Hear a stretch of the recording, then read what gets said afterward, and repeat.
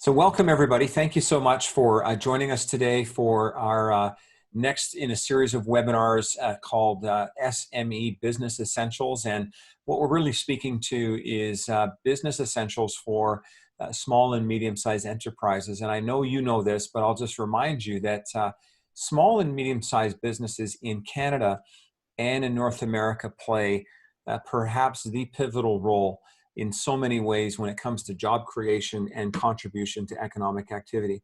I mean, it's actually disproportionate. 95% of Canadians at least work in small and medium-sized businesses, and the number is very similar in the United States. And so what we've been trying to do in this webinar is bring experts together, not just experts who, are studying something academically, but folks who are in the trenches and working with small and medium-sized businesses to support them in terms of developing and growing their businesses. So we've had some great guests over the last couple of weeks. So you can go to the YouTube page for Axe IT Consulting or for Systema Solutions, and you can easily find the recordings there. But today we have a very special guest, and I think it was Winston Churchill who coined the phrase of never let a good crisis go to waste.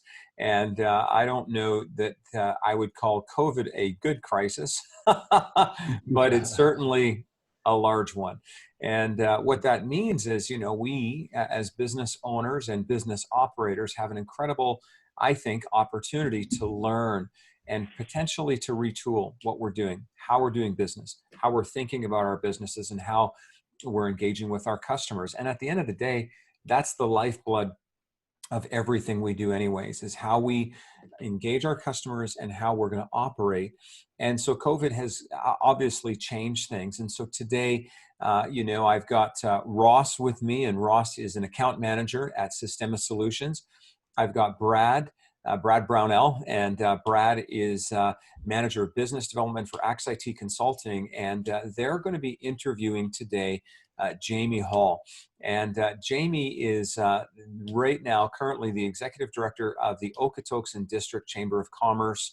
Jayme began his career in broadcasting and marketing, which I think is super relevant to this conversation today, because if you talk to a lot of SMEs, one of their big challenges is, how can I speak to my audience? How can I connect with my customer? But beyond just that, as the Executive Director of the Okotoks Chamber of Commerce, Jayme has access to so many business owners and small and medium-sized enterprises. Okotoks is a super entrepreneurial community, right? And I know Jayme will tell us about that. But so many of you who might be listening in here today, we want you to learn not just from sort of our experience, but also listening to Jayme and some of the things that he has to share. So welcome today, Jayme. Great to have you on the call today. Thanks for having me. I'm looking forward to this. It's going to be great.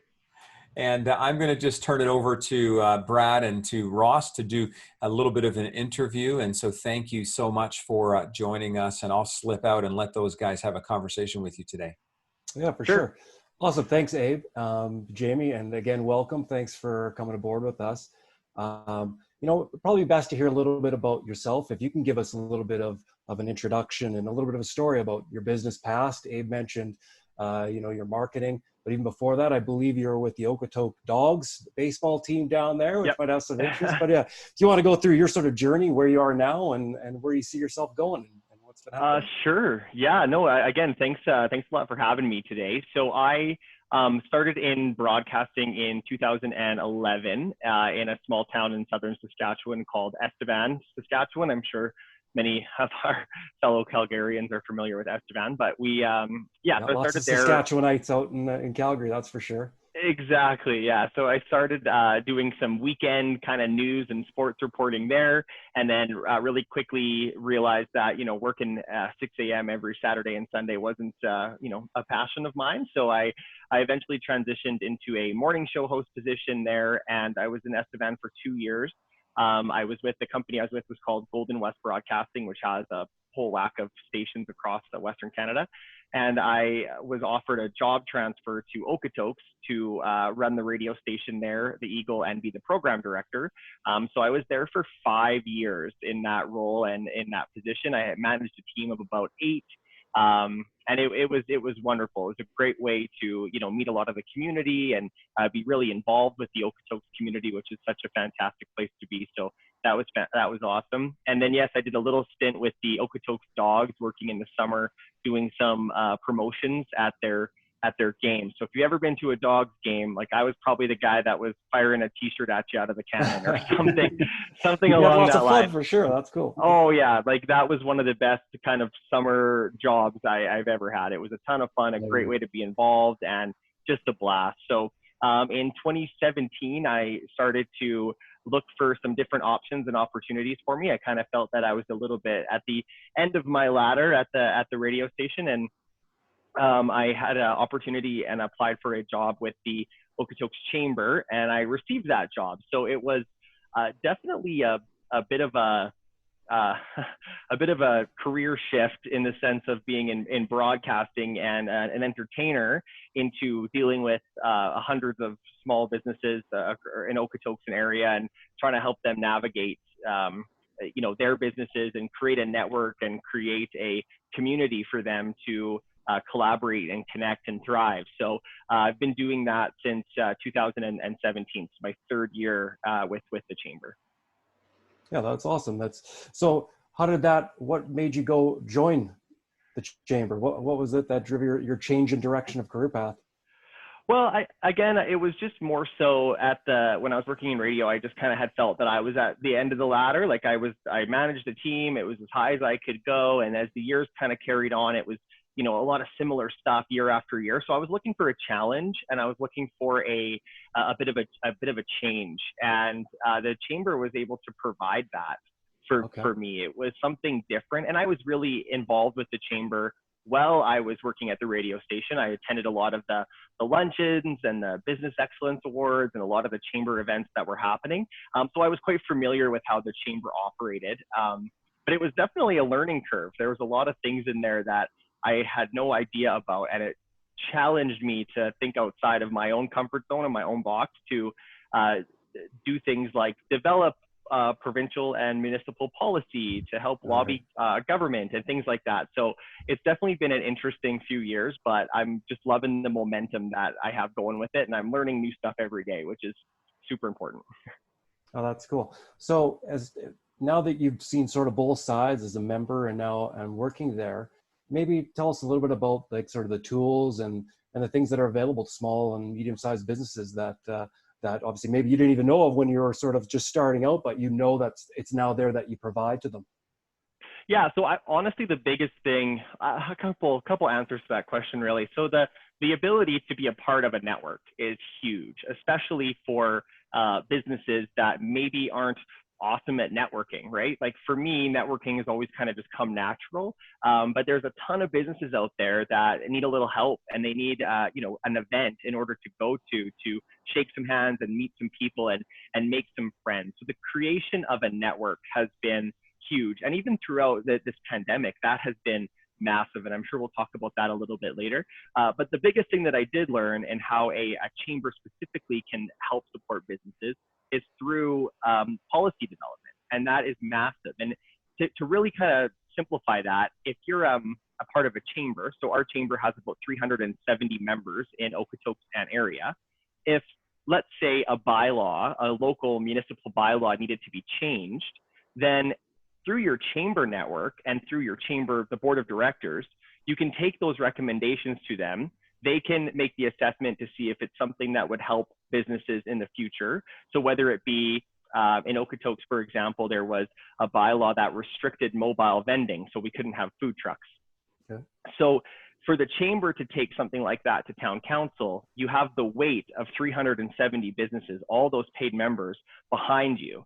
And it can be a lot more impactful to go in with a big number of people as opposed to a one-off business wanting a bylaw change for whatever reason that may be. So that's been a huge, huge thing that I've learned throughout my 3 years with the chamber, and how a chamber can be successful for a small business. and that is through policy development. And we do that on a provincial and a federal level as well too. So I think that's awesome, Jayme. And I mean, your experience that you're sharing is huge with SMEs in general, and the learning curve that you have over the last 3 years of your engagement with them. And then in the recent kind of pandemic scenario, what kind of shifts or pivots have you seen working and engaging with the SMEs? What are the challenges that you would have seen more recently this year versus a year ago? Yeah.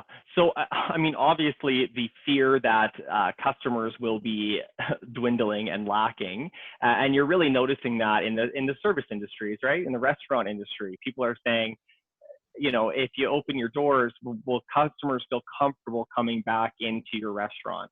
And then you're paying for more staff and all of those types of things. So, I mean, I think there's a lot of fear in that, but also I've noticed some amazing business pivots. People saying, some restaurants, going strictly to takeout and being super busy with that, or some restaurants switching to e-commerce and going online. We have one business in Okotoks, which I just love this. Their name's 94 Take the Cake. It's a little coffee shop in town. And right after the schools closed, they had decided before the government forced the shutdown to close their doors. And it's a coffee shop / bakery. And she started making math kits out of cookies for kids to take home and decorate and do math. And they sold like crazy. It was awesome to see. And I mean, that really just kind of goes back to like marketing 101, like what's the need that you can fulfill?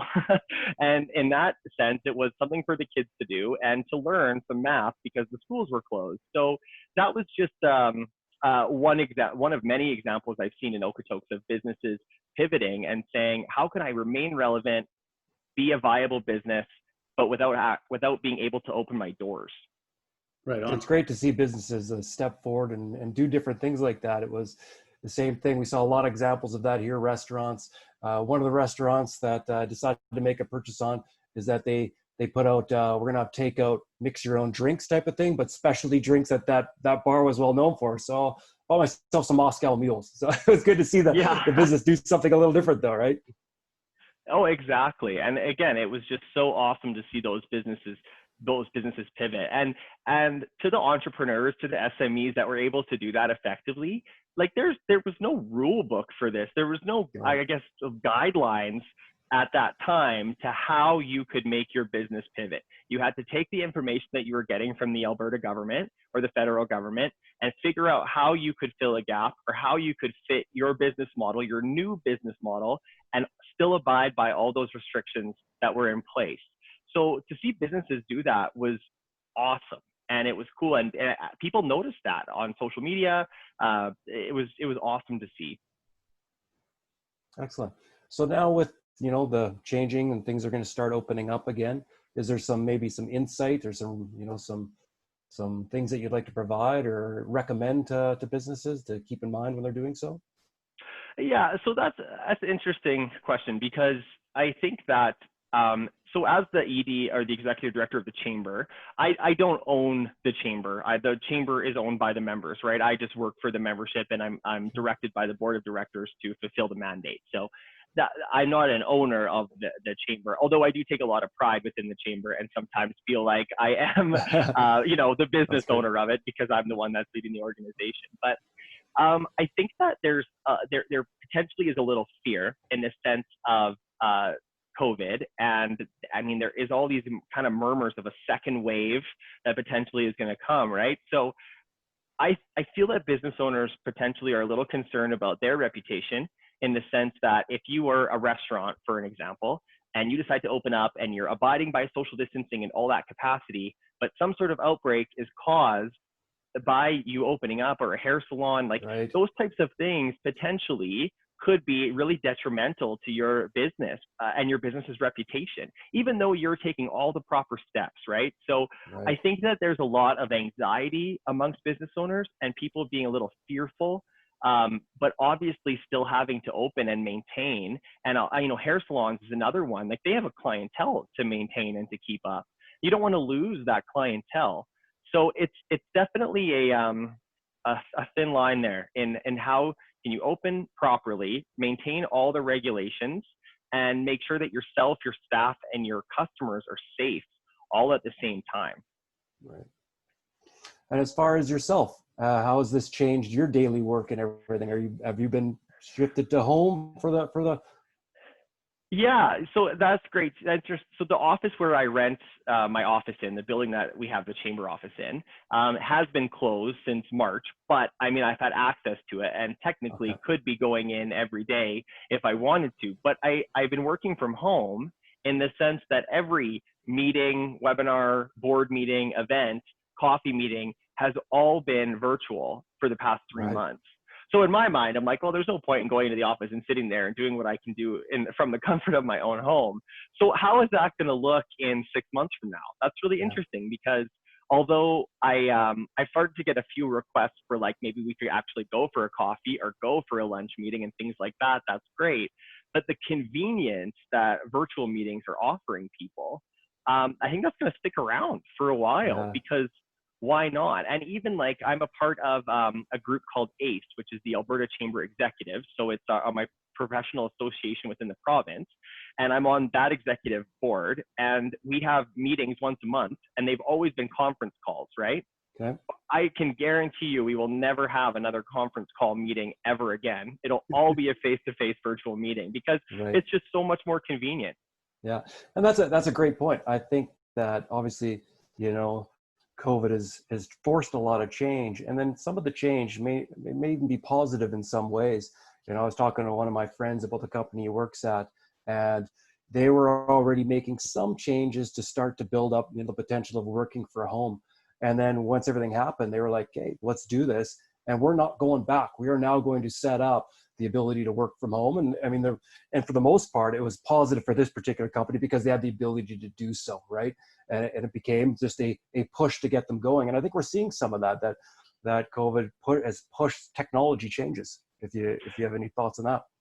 Yeah, and well, even as just one point, like, the Okotoks community is, for the most part, a bedroom community, and every morning there's a line of traffic heading into the city.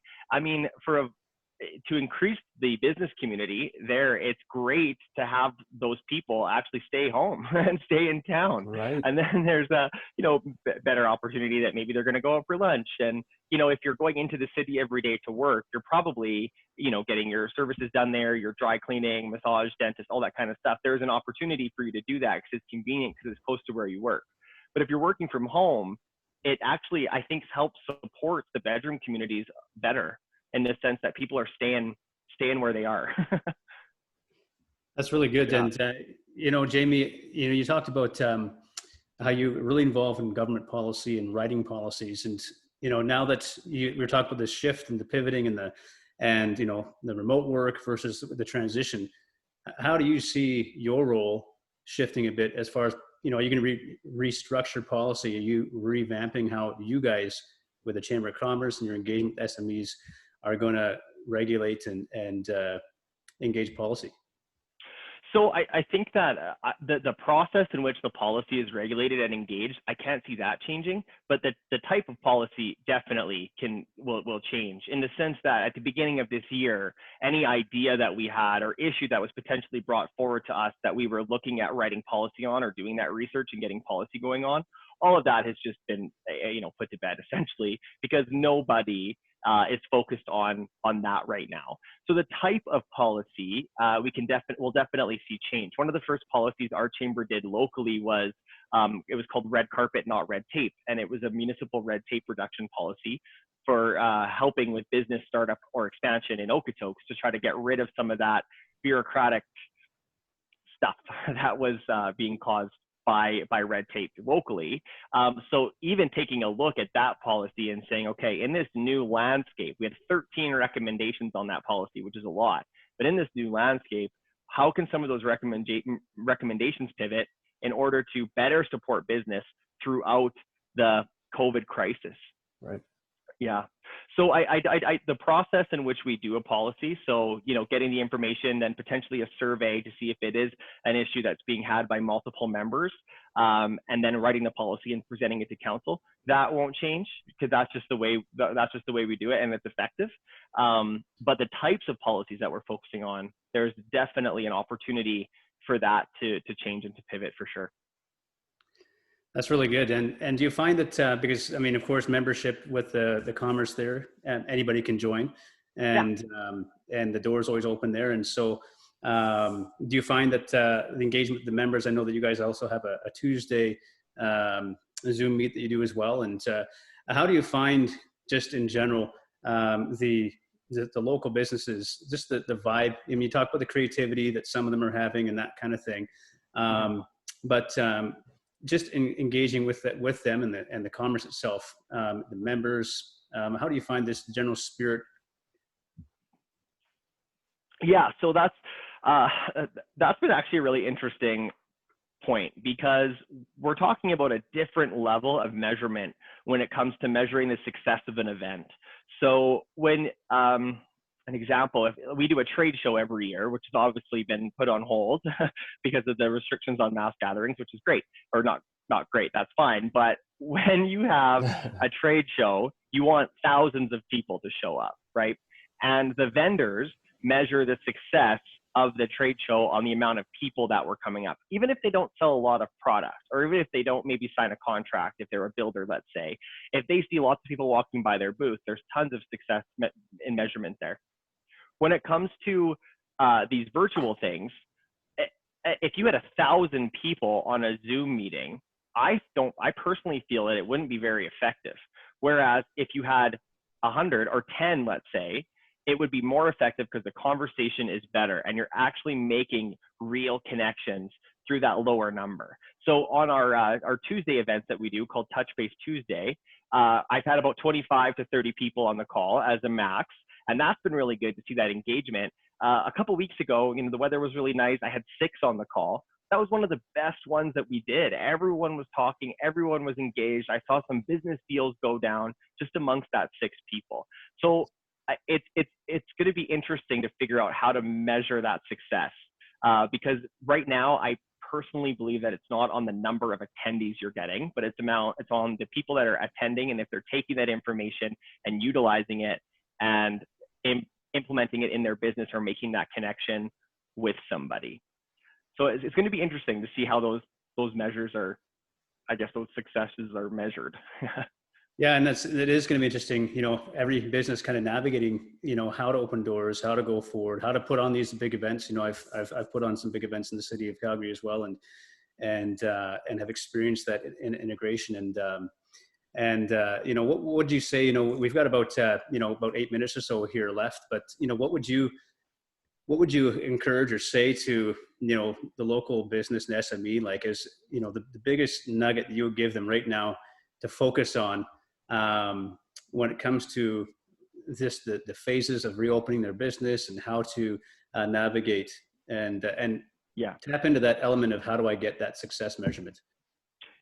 So that's a great question. And it's going to really, honestly, where my mind goes, just in my gut to that question, it's find your tribe. Figure out who in your network are the people that you want to collaborate with and you want to work with, and work together with them. Even if it's a competitor, even if you're 2 print shops or 2 coffee shops, work together with them to navigate it together, because there's so much information out right now. It's so hard to navigate. I would say that the government of Alberta's website, their business website, in announcing the precautions and the measurements that have to be in place for that phase reopening has been really, really good. But it's definitely figuring out who in your network and you can act on as a friend and how you can support each other. Maybe it's, coffee shops doing a gift card or a punch card that's good at 4 or 5 different locations. Or, maybe it's a couple marketing companies working together to come up with a massive campaign that's going to support local, shop local, and help small businesses. So I'm a huge believer in working together. And I can be competitive, but in the same sense, I'm like, if I could take a competitor and figure out a way to collaborate with them to work together so that we both win, that's like the way to do it. So it might be a little naive response, but that's my response. Find out who your tribe is and work together. Yeah. No, that's absolutely, I agree with you on 100%, Jayme. I think that means a lot. No one can be as successful just as a silo. You share some of your information with others, they're going to share with you, and then you're going to get better together based off of it. It's the one that doesn't want to share and he's holding it his own and doesn't want to change that can generally get into trouble. That's where the great ideas come from. The sharing yours will open up the next person to share theirs. But just like when we have, the webinar with you today and the previous ones, there's always some great information that's received that can actually change your business for the better if you're willing to listen and take the time and slow down. And that's, I always sort of say it's great to take a step back sometimes and just listen to someone else. I think there was a chapter in a book, 7 Habits of Highly Effective People, or it talked about sharpening the saw. And like the Reader's Digest is, of course, like if you're cutting a tree down, and you just keep going with that same saw, it's going to get rusty. It's going to start to get dull. It's not going to do as a good job if you take a step back. Work on yourself, talk to people, build contacts with others. Work on your own profession, work on your health. Mm-hmm. You're going to get better than the next day by doing that. That saw blade is going to be much sharper the next day when you do things just sort of like we said. And that's a big part of it, is reaching out to others that are going through the same things that we're all going through here to find some resolution. I think that's a great point. Absolutely. One other question I had for you, I didn't want to miss this, is just in regards to support for the small business and business owners that are out there. The government had stepped up and had done some things. Do you know of any other financial institutions that are doing some things to help out in this? Is there any things that? Yeah. So for financial support specifically, is that where you're thinking? Yeah. So obviously there's the federal government programs that are in place. I believe there was a provincial program that was just announced like in the past day or two. Even I haven't quite fully read up on that one just yet, but I know that check out that BizConnect website, because there was some more information on there about some provincial funding.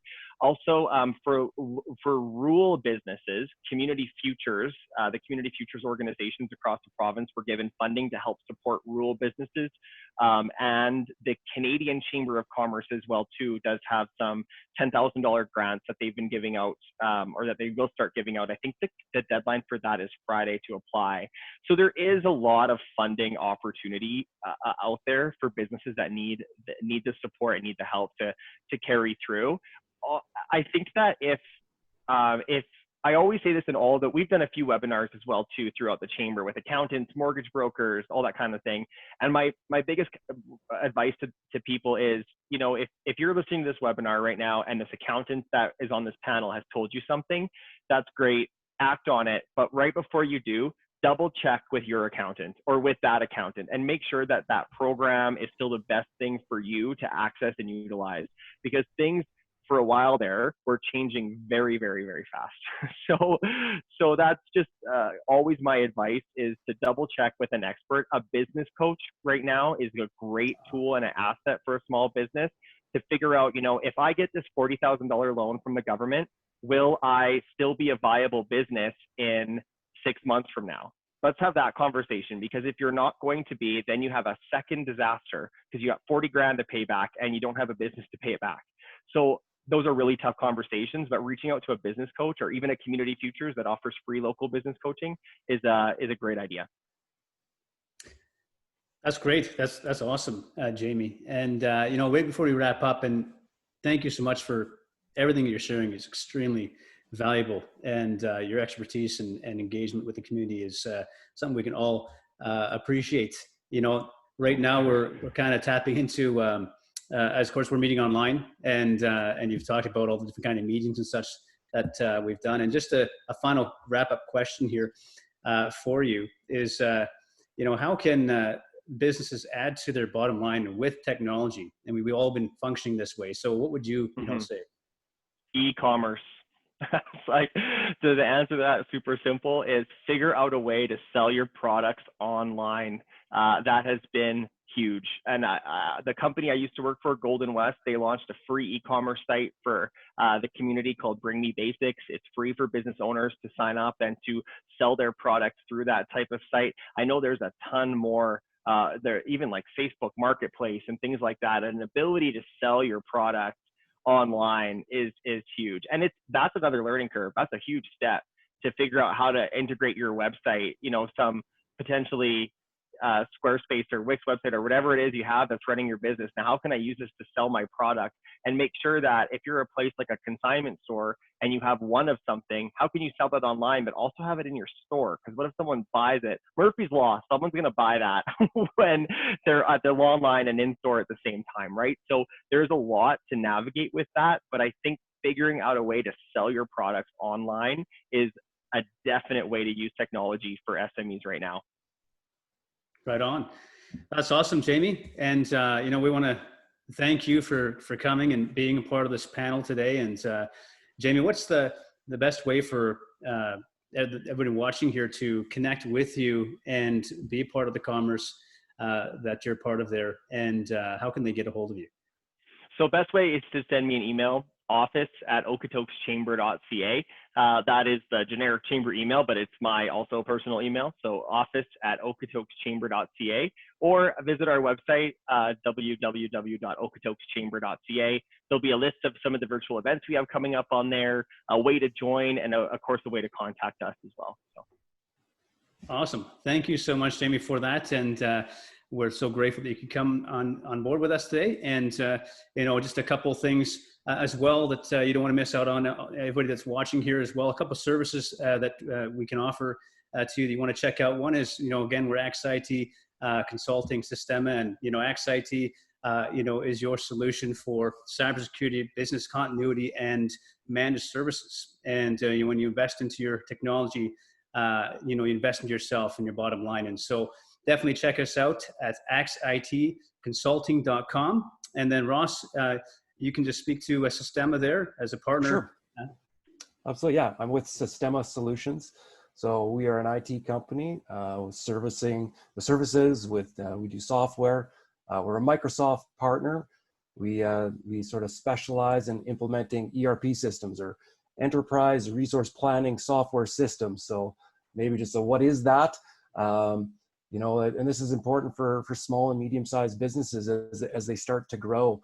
I was a part of a big company, and I saw, how there's so many different departments. You've got finance, you've got your customer relationship management, you've got project management, supply chain, HR, warehouse management, service management. And what a lot of companies do when they start out is they have to get the finance software going first. And then they're like, oh, we have a different problem. We really want to track our customers. So then they go ahead and they want to get software to fix that problem. And really what I recommend is a lot of what we talked about. Just take a step back for a second as well. Make sure that one solution is right, because, that's what Systema Solutions does is we look at the big picture, and we've got a package that can do all of that together. But not very many businesses do all of that. But they'll do a few of those for sure. And we basically take all of your different software solutions, put them together so that you're not spending time learning all these different dashboards and different systems. You're spending all your time growing your business rather than just understanding and pulling data to see how your business is doing. So I hope that makes sense. If you want to automate and streamline your business practices, that's what Systema Solutions does. So thanks again, everybody. And thank you, Jayme, for your knowledge and sharing your stories with us today.